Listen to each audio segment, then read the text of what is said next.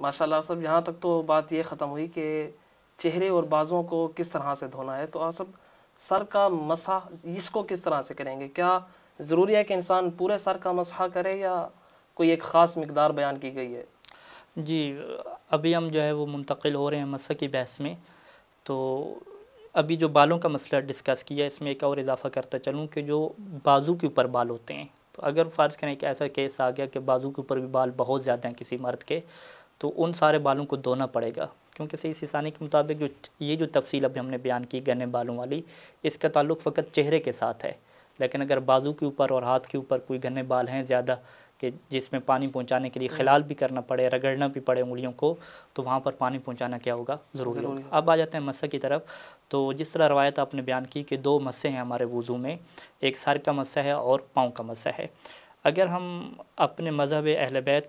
کی طرف رجوع کریں اور ائمہ علیہم السلام کی روایات کی طرف جائیں، تو روایات میں ہمیں یہ بات واضح ملتی ہے کہ ہمارے ہاں پورے سر کا مسح نہیں ہے.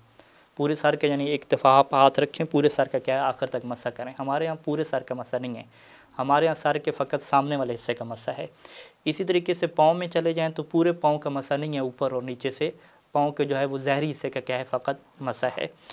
جبکہ قرآن مجید میں جو ہے وہ اس کی حد بیان نہیں ہوئی. قرآن مجید کے جو وضو کی مشہور آیت ہے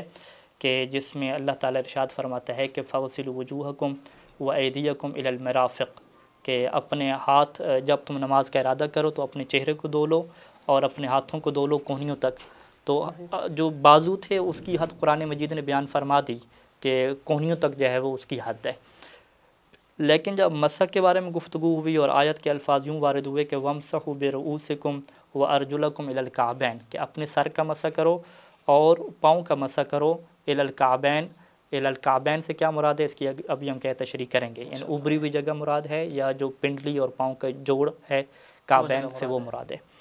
تو یعنی بنیادی طور پہ یہ سوال ہو گیا کہ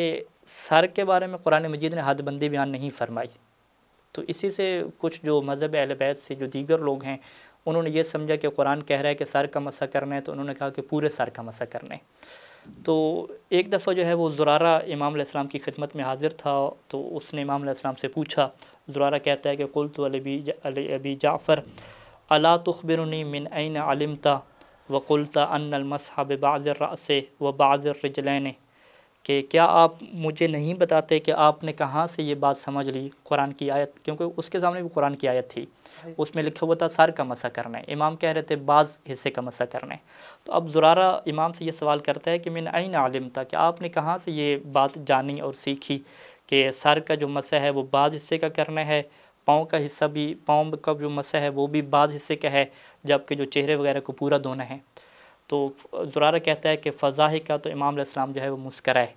اور پھر امام علیہ السلام نے ارشاد فرمایا فقال یا زرارہ قالہ رسول اللہ، کہ یہ جو میں نے تمہیں حد بیان کیا ہے کہ بعض سر کا مسح کرنا ہے، یہ وہی چیز ہے کہ جو رسول خدا نے ارشاد فرمائی ہے، اور ونزل بہ الکتاب، اور قرآن مجید کے اندر بھی یہی بات آئی ہے. پھر امام علیہ السلام نے جو ہے وہ آیت پڑھنا شروع کی اور اسے سمجھانا شروع کیا، یعنی اسے بتا رہے ہیں کہ کس طریقے سے تم نے قرآن کی آیت میں غور و فکر کر کے یہ چیزیں سمجھنی ہوتی ہیں. تو امام نے فرمایا کہ سب سے پہلے جو آیت کا ٹکڑا ہے وہ کون سا ہے، فَغْسِلُوا وُجُوهَكُمْ. تو اس میں امام نے فرمایا کہ فَعَرَفْنَا أَنَّ الْوَجْهَ كُلَّهُ، کہ جب قرآن کہہ رہے اپنے چہرے کو دھو لو تو ہم نے یہاں سے سمجھ لیا کہ پورے چہرے کو دھونا ہے، کوئی حصہ بھی خالی نہیں رہنا چاہیے. ثم قال، پھر قرآن مجید میں اللہ تعالیٰ نے ارشاد فرمایا کہ وَأَيْدِيَكُمْ إِلَى الْمَرَافِقِ، کہ اپنے بازو دھو لو مرافق تک. تو یہاں سے ہم نے کیا ہے جان لیا کہ اس کی جو حد ہے وہ کوہنی تک حد ہے، پورا بازو کیا نہیں دھونا. اور پھر کیا ہے قرآن مجید میں کیا ہے فغسلو کے بعد پھر کلام شروع ہوا ومسحو، مسح کے بارے میں کیا کلام شروع ہو گیا،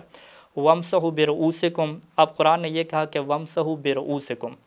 تو پھر ہم نے یہ جان لیا کہ جب قرآن کہہ رہا ہے کہ برؤوسکم، تو ہم نے یہ جان لیا کہ ان المسح ببعض الرأس لمکان البا، کہ قرآن مجید نے چونکہ رؤوس کے اوپر حرف جارہ با کو لگایا ہے، جبکہ جب چہرے کے دھونے کی بات آئی تو فغسلوا بوجوہکم نہیں کہا، لیکن جب مسح کی بات آئی تو کیا ارشاد ہوا قرآن مجید میں کہ ومسحوا برؤوسکم. تو جو لفظ با ہے اس کے بہت سارے معنی ہیں، اور ایک معنی اس کا کیا ہے تبعیض کے لیے آتا ہے کہ بعض حصے کو کیا بیان کرتا ہے. تو امام نے فرمایا کہ جب اللہ نے کہا کہ برؤوسکم جب کہا تو ہم نے پہچان لیا کہ ان المسح ببعض الرأس لمکان البا، کیا مسح کس کے اوپر ہوگا، بعض سر کے بعض سر کے حصے کے اوپر ہوگا، پورے کیا سر کا مسح نہیں ہوگا، چونکہ یہاں پہ لفظ با، حرف با آیا ہوا ہے۔ ثم وصل الرجلین بالراس، پھر جو ہے وہ قرآن مجید نے جو ہے وہ جو سر کا مسح تھا اس سے پاؤں کے ساتھ کیا ہے آیت کو جوڑ دیا اور اسی کے اوپر عطف کیا اور کہا کہ وَأَرْجُلَكُمْ إِلَى الْكَعْبَيْن، کہ اپنے پاؤں کا کیا ہے مسح کرو کعبین تک۔ یعنی آیت مجیدہ سے امام علیہ السلام سے یہ فرما رہے ہیں کہ جب سر اور پاؤں کے مسح کے الگ ذکر ہو رہا ہے آیت میں، اور چہرے اور جو بازوں کے دھونے کا الگ ذکر ہو رہا ہے، اور پھر حرف جارہ با لگا ہوا ہے، پھر اس کے اوپر ارجل کا عطف ہو رہا ہے، تو یہ ایک ایسی بلاغت ہے، ایک ایسی چیز ہے کہ زرارہ کو امام سکھا رہے ہیں کہ اس طریقے سے ہم لوگ یہ پہچان سکتے ہیں کہ مسح جو ہے وہ کس کا ہوگا، بعض حصے کا ہوگا۔ پھر امام علیہ السلام نے فرمایا کہ ثم فسر ذلک رسول اللہ للناس فضیعوہ، کہ یہی تفسیر کیا ہے رسول خدا نے لوگوں کو بھی بیان کی تھی، لوگوں کو بیان کیا تھا کہ پورے سر کا مسح نہیں کرنا ہوتا، آدھے سر کا تھوڑے حصے کا مسح کرنا ہوتا ہے، لیکن لوگوں نے رسول خدا کی اس بات کو ضائع کر دیا۔ بس یہاں تک ہمارے سامنے کیا چیز سامنے آئی کہ سر اور جو پاؤں کا مسح ہے یہ پورے پاؤں کا بھی نہیں ہے اور پورے سر کا بھی نہیں ہے، اور قرآن مجید کی یہ جو تفسیر امام نے بیان فرمائی اس کے مطابق سر کے بعض حصے کا ہے۔ اب وہ بعض حصہ کون سا ہے، اس میں جو ہے وہ روایات میں ہمیں دو طرح کے الفاظ نظر آتے ہیں۔ ایک جو لفظ ہے اس میں کیا ہے مقدم الراس ہے، کہ جس میں مولانا وسلم فرمایا تھا کہ مسح الراس علی مقدم ہی، کہ سر کا مسح سر کے بالکل سامنے والے حصے پہ ہوگا۔ اور سید سیستانی منہاج میں لکھتے ہیں کہ یہ سر کا سامنے والا وہی حصہ ہے کہ جو پیشانی کے ساتھ کیا ہوتا ہے، متصل ہوتا ہے۔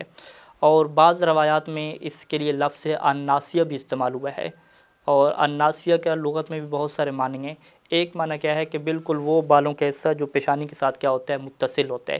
اسی وجہ سے کچھ فقہا نے جو ہے وہ احتیاط واجب لگائی ہے کہ اگر آپ سر کا مسح کرنا چاہ رہے ہیں تو بالکل یہ جو سامنے والا حصہ ہوگا جو پیشانی کے ساتھ متصل ہوگا اسی کے اوپر آپ کیا کریں گے، مسح کریں گے۔ اور پھر یہ جو مسح ہے اس میں امام علیہ السلام نے کوئی حد بندی بھی بیان نہیں فرمائی کہ مسح کرنا ہے، جتنا بھی مسح ہو اس میں کوئی مشکل نہیں ہے۔ اور پھر امام نے فرمایا کہ لا باس بمسح الوضوء مقبلا و مدبرا، اس میں کوئی حرج نہیں ہے کہ آپ وضو کا مسح جو ہے وہ نیچے سے اوپر کریں یا اوپر سے نیچے کریں، بلکہ امام فرماتے تھے کہ اگر کسی نے امامہ پہنا ہوا ہے جو کہ مستحب ہے پہننا تو وہ کیا کرے، امام کہتے تھے کہ امامہ اتارنے کی ضرورت بھی نہیں ہے، بس وہ امامے کو اٹھائے اور یرفع الامامۃ بقدر ما یدخل اصبعہ، اتنا امامہ اٹھائے کہ اس کی ایک انگلی کے اندر چلی جائے، یعنی امامہ اٹھائے اور ایک انگلی اندر چلی جائے اور وہ کیا کر لے، اس کے اوپر مسح کر لے، تو یہی بات کیا ہو جائے گی، کافی ہو جائے گی۔ تو اس کا مطلب کیا ہوا کہ مسح کے اندر اوپر نیچے کی کوئی ترتیب نہیں ہے، مسح کی کتنی مقدار ہے یہ بھی کوئی معین نہیں ہے، ایک انگلی سے بھی کیا ہے مسح ہو سکتا ہے۔ لیکن اگر دیگر روایات کو ہم ساتھ رکھیں، اور آیت اللہ سیستانی نے جس طریقے سے ذکر بھی فرمایا ہے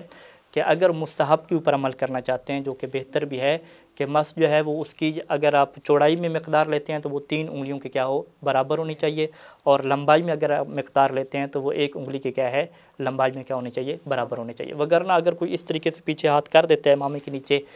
جو ہے وہ ہاتھ ڈال کے، تو اس کا کیا ہے مسح ہو جائے گا۔ اور یہی بات جو ہے وہ ہمیں خواتین کے بارے میں ملتی ہے کہ خواتین جو چادر پہنتی ہیں، مکھنا پہنتی ہیں، تو ان کو بھی جو ہے وہ مکھنا اتارنے کی ضرورت نہیں ہے، وہ جب اندر ہاتھ جو ہے وہ ڈالیں گی 1 انگلی یا پورا ہاتھ ڈالیں گی تو اس کا کیا ہے، مسح ہو سکتا ہے۔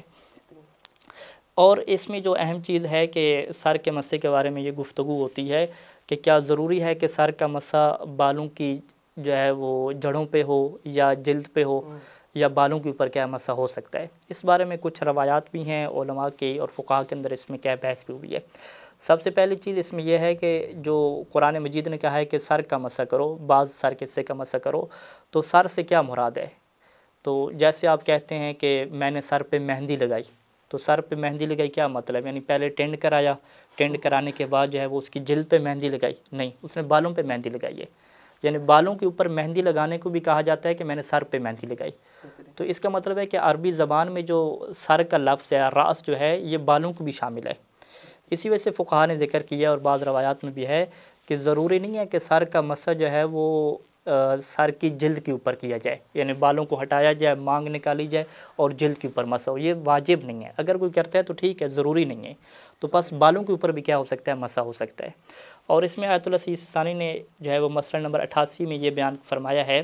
کہ لیکن کہتے ہیں کہ اگر اتنے لمبے بال ہوں کہ جو اگر کنگھی کی جائے تو انسان کے چہرے کے اوپر آ جائیں، یعنی جو سر کی حد ہے، سامنے والا حصہ ہے، اس سے بال خارج ہو کے چہرے کے اوپر آ جائیں، اور وہ جو چہرے کی مقدار والے بال ہیں وہ انسان جمع کر کے یہاں پہ رکھے اور ان کے اوپر مسح کرے تو یہ درست نہیں ہے۔ یعنی ضروری ہے کہ وہ بال جو ہے وہ چہرے کی حد سے خارج نہیں ہونے چاہیے، یعنی اگر وہ 1-2 انچ تک لمبے ہیں، 3 انچ تک لمبے ہیں، فقط پیشانی تک آ رہے ہیں تو اس میں مشکل نہیں ہے، بس وہ انسان کے اگر اس طریقے سے کنگھی کی ہوئی ہے اور اسی کے اوپر مسح کر رہا ہے تو اس میں کوئی حرج نہیں ہے، یہ مسح جو ہے وہ سر کے اوپر ہی کہلائے گا۔ یعنی ہم بات کو سمیٹ لیں اور یہ ہم نتیجہ نکالیں کہ ضروری نہیں ہے کہ سر کی مانگ نکال کر جلد کے اوپر یا بالوں کی جڑوں پہ کیا ہے مسح کیا جائے۔ اگر بال بہت زیادہ لمبے ہیں کہ جو کنگھی کرنے سے چہرے کے اوپر آ رہے ہیں تو وہ حصہ بالوں کا جو چہرے کے اوپر آ رہا ہے، اگر اسی حصے کو آپ پیشانی کے اوپر رکھتے ہیں یا سر کے سامنے والے حصے پر رکھ کے اس حصے پہ مسح کریں گے تو یہ سر پہ مسح نہیں کہلائے گا۔ لیکن اگر کیا ہے آپ اسی بال کے حصے پہ مسح کر رہے ہیں کہ جو اسی جسے کہتے ہیں سر کا سامنے والا حصہ مقدم اور راس والا حصہ ہے، تو اس کے اندر کوئی مشکل نہیں ہے، اور یہ چیز کیا روایات میں اور دیگر کیا ہے فتاوی میں کیا ہے اس کی اجازت موجود ہے۔